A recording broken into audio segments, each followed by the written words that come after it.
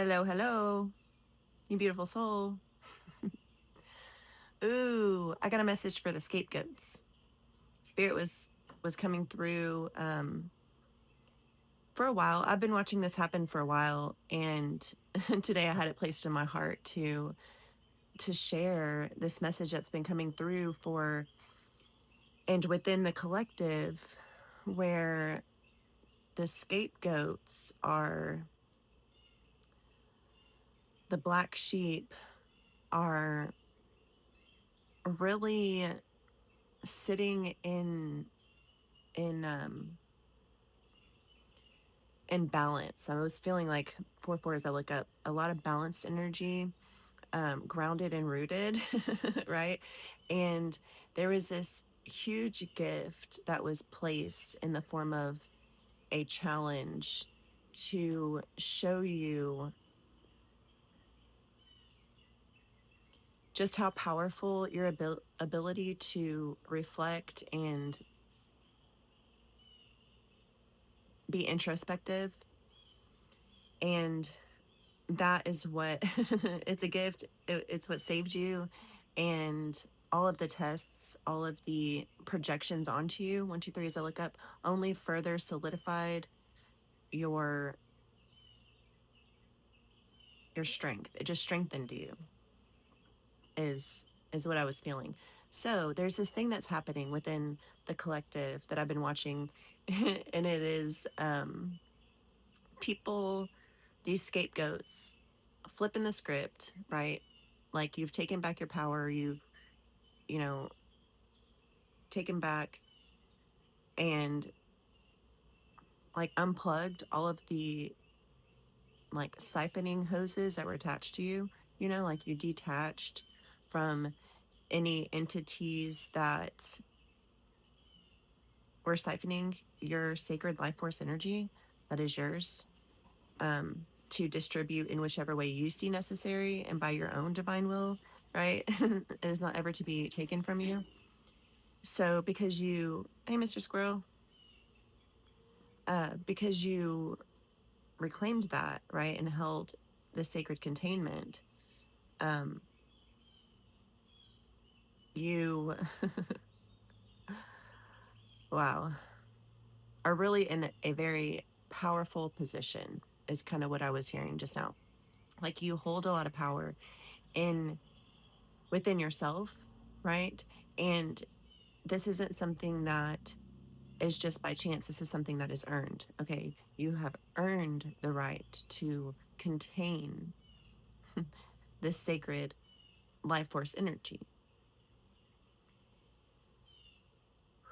So, what I was getting is that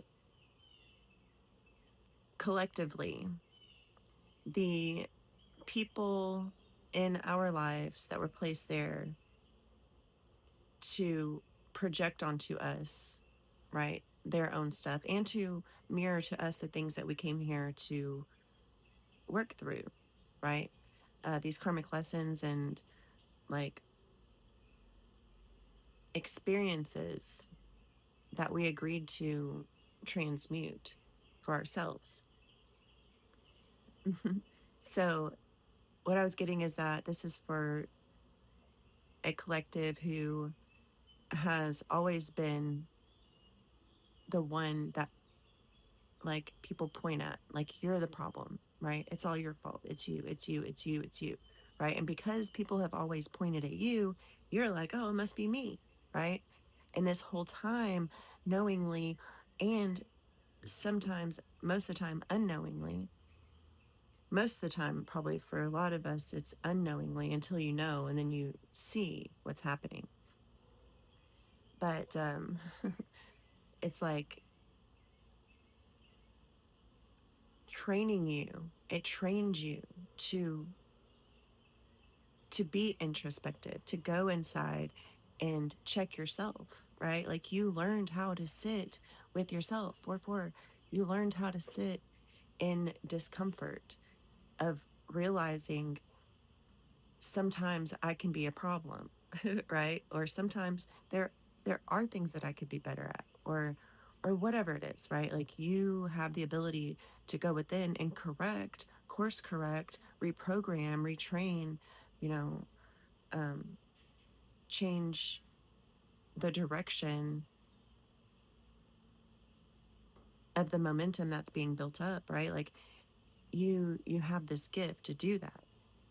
And it was placed there naturally, but it was refined through all of these people pointing fingers at you. Right? But the thing is that these people are being forced now to sit with themselves, right? So all the time that they chose not to reflect on themselves, they chose to project onto the black sheep, the scapegoats, right? Um, that is no longer, right? Because the on a collective scale, the scapegoats, the black sheep, have taken their power back and they aren't reacting the way that they used to react. They are no longer that version of themselves that would allow the disrespect, right? Or that would allow someone to gaslight them, right? Or to try and convince them that they don't know what their soul is saying, right? I had an experience with this a few months ago with a woman that's in my life, very powerful woman that I respect greatly, right? And her tactic with me was always, you're being defensive, right? Anytime I chose to stand in my power or stand up for myself, she would say, oh, you're just being defensive. You need to check yourself. You're sitting in ego, blah, blah, blah, blah, blah, right? And yeah, sometimes I was. And so it was training, you know? And for me, I knew that that was my training from an early age. I knew that I was training against the fear based programming, right? And having the ability to check myself and my ego and where that thermostat is set and where I can release, reprogram, or do whatever is necessary. So she would like to use that each and every time, whether I was coming from unconditional love and standing up for myself, right? And advocating for myself, it would be, you're being defensive, right?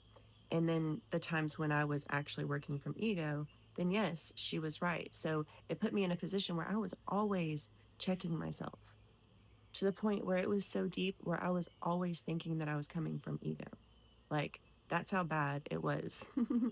That's how deep it was. Like, I was constantly thinking that I was the problem because I had been told my whole life that I was the problem from the jump, right? A lot of you can resonate with that.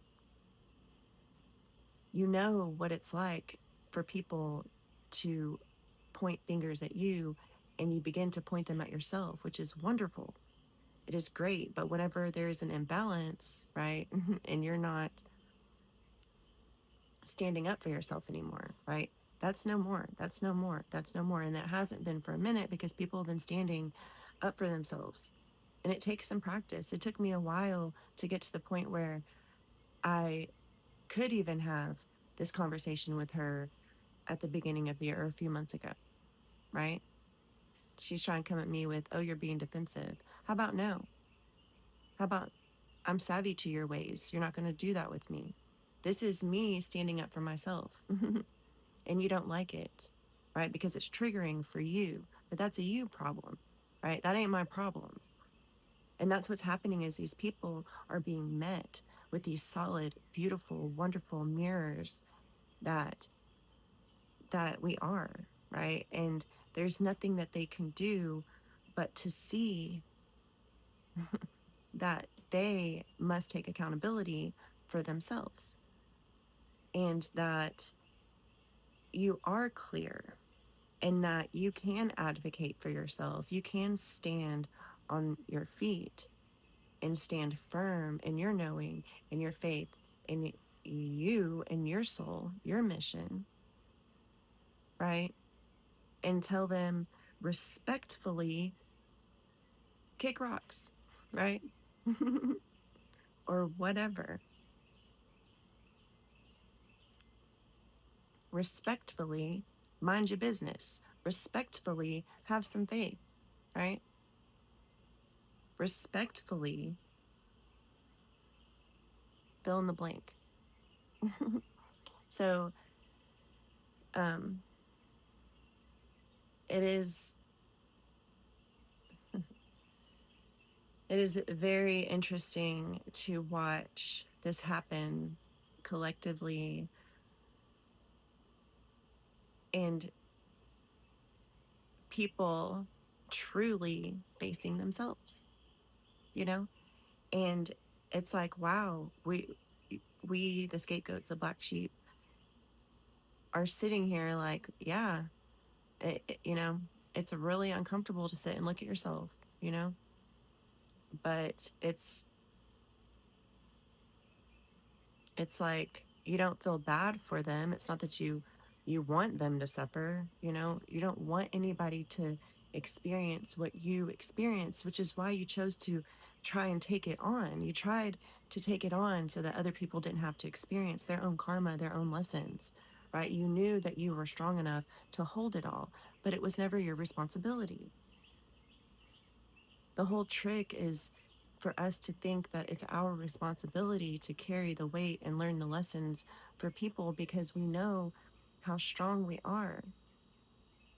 But even then, it takes away, it takes all of it away from their own potential to learn to build that strength for themselves. That's why their soul chose to come here, was to strengthen. And that's why all of our souls came here, because we knew we could bear the weight, right? But no longer is it our responsibility to bear the weight of these people who refuse to take accountability. The accountability is theirs. And if you're sitting in a place where, you're either feeling too much,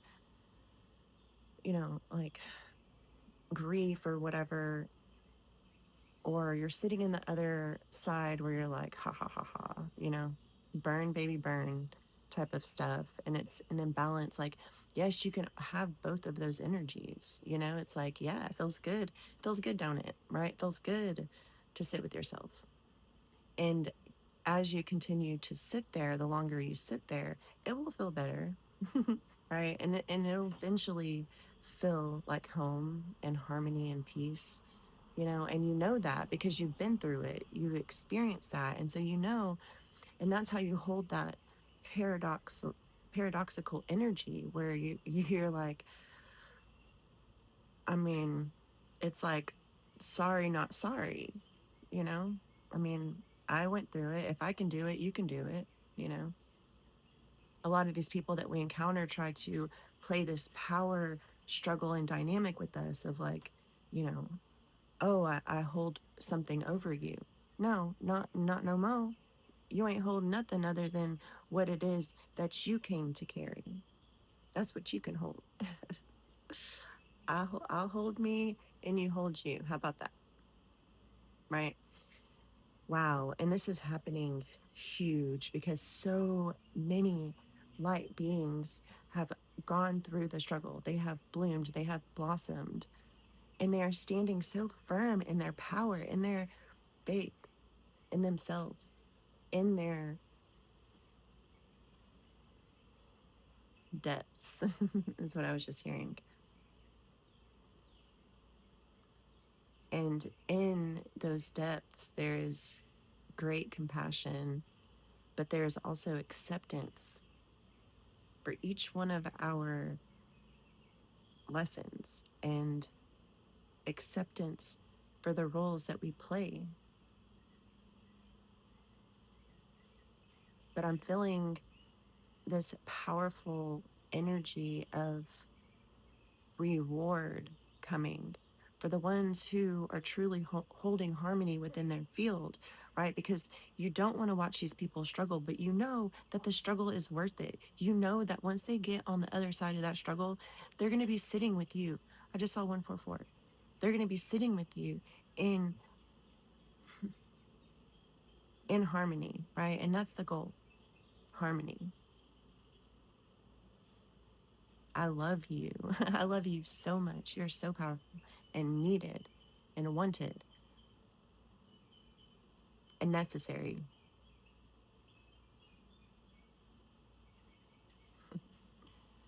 You earned it. You earned the right to advocate for yourself. So I love you.